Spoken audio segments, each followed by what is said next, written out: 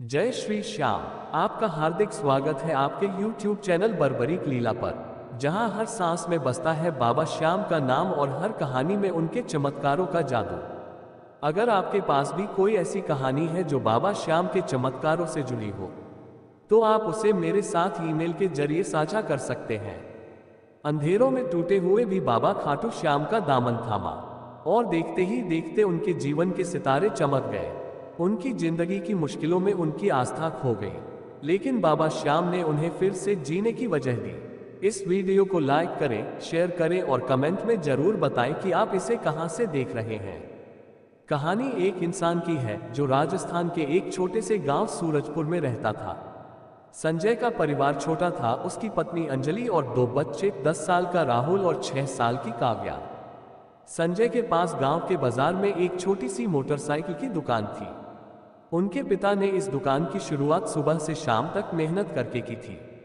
हर दिन की कमाई से घर का खर्च चलता था, लेकिन पिछले कुछ दिनों में संजय की जिंदगी में ऐसा तूफान आया कि सब कुछ डगमगाने लगा।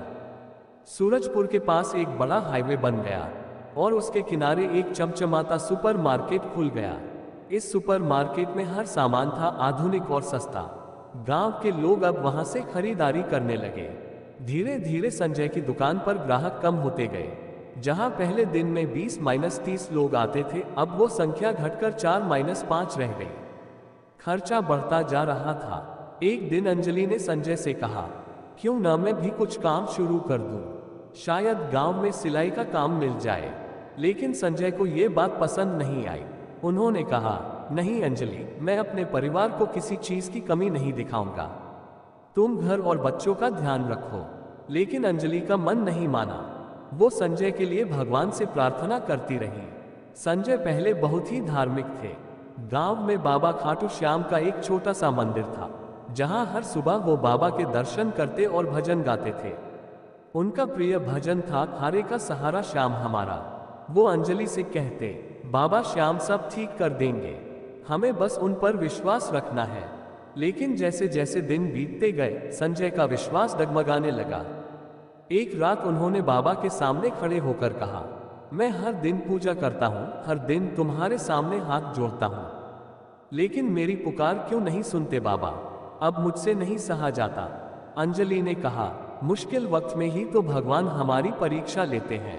तुम हार मत मानो, बाबा श्याम हमारा साथ कभी नहीं छोड़ेंगे।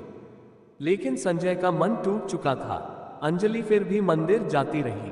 हर रोज बाबा से संजय के लिए प्रार्थना करती रही। एक दिन की बात है, संजय अपनी दुकान पर अकेले बैठे थे। बाहर तेज धूप थी। तभी एक बुजुर्ग साधु उनकी दुकान पर आए। उनके कपड़े सादे थे, सिर पर पगड़ी थी और हाथ में एक छोटी सी झोली थी। उन्होंने संजय से पानी मांगा। संजय ने उन्हें पानी दिया। साधु बोले, बेटा, बाबा श्याम कभी अपने भक्तों का साथ नहीं छोड़ते। जो मुश्किलें तुम देख रहे हो, वो बस एक परीक्षा है। आज रात बाबा के मंदिर जाना, एक छोटा सा दिया जलाना, बस इतना करो, बाकी बाबा खुद देख लेंगे। संजय को साधु की बात थोड़ी अजीब लगी, लेकिन उन्होंने तय किया कि वे ऐसा करेंगे। रात को संजय बाबा के मंदिर पहुंचे। मंदिर में उस वक्त कोई नहीं था, सिर्फ बाबा श्याम की मूर्ति थी जो हल्के प्रकाश में चमक रही थी। संजय ने एक छोटा सा दिया जलाया, बाबा के सामने हाथ जोड़कर कहा, बाबा, अगर आप सच में हैं तो मेरी जिंदगी में कोई चमत्कार दिखाए।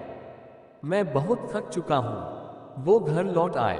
उन्हें कोई उम्मीद नहीं थी, लेकिन अगली सुबह हमेशा की तरह संजय दुकान पर गए। मन अभी भी भारी था। तभी दोपहर में एक अजनबी उनकी दुकान पर आया। वो सूट बूट में था और उसके साथ एक महिला थी। उसने कहा, हमें मोटरसाइकिल का सामान चाहिए। गांव में किसी ने आपकी दुकान की सिफारिश की है। उसने एक ही बार में इतना सामान खरीद लिया जितना संजय हफ्तों में बेचते थे। इसके बाद धीरे धीरे दुकान फिर से चलने लगी। साहूकार का कर्ज चुकाया गया। बच्चों की स्कूल फीस भरी गई। अंजलि की आंखों में फिर से खुशी लौट आए। संजय ने कहा, मैंने कहा था ना, बाबा श्याम हमारा साथ कभी नहीं छोड़ते। इसके बाद संजय की पूरी जिंदगी बदल गई। उसने अपनी दुकान बढ़ाई। अब वो सिर्फ मोटरसाइकिल का सामान ही नहीं, बल्कि गांव के लिए जरूरी हर सामान बेचने लगे। रेस्तरां के अलावा 2 और दुकानें भी खोल ली। अब संजय की दुकान गांव की सबसे बड़ी दुकान बन चुकी थी। लेकिन संजय ने अपनी सफलता कभी सिर पर नहीं चढ़ाई। वो हर महीने बाबा श्याम के मंदिर में कीर्तन कराते हैं और भगवान को भोग लगाते हैं। गांव के गरीब बच्चों की स्कूल फीस भी भरते हैं। एक दिन वो फिर से उसी साधु से मिले। साधु ने कहा, बाबा ने मुझे भेजा था बेटा, ताकि तुम्हारी जिंदगी बदल सके।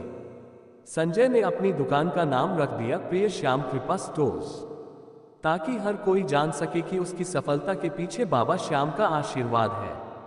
वो अपने बच्चों को भी यही सिखाते हैं, बाबा श्याम का नाम कभी मत छोड़ना। अगर आपके पास भी ऐसी कोई कहानी है जो बाबा श्याम के चमत्कारों से जुड़ी हो तो मेरे साथ जरूर शेयर करें। अगर आपके दिल में कोई परेशानी है तो रोज 11 बार जय श्री श्याम बोलें। अगर आपको बाबा का आशीर्वाद मिले तो इस वीडियो को लाइक करें, शेयर करें और हमारे चैनल को सब्सक्राइब करना न भूलें। अगले वीडियो में फिर मिलेंगे एक और नई प्रेरणादायक कहानी के साथ। जय श्री श्याम।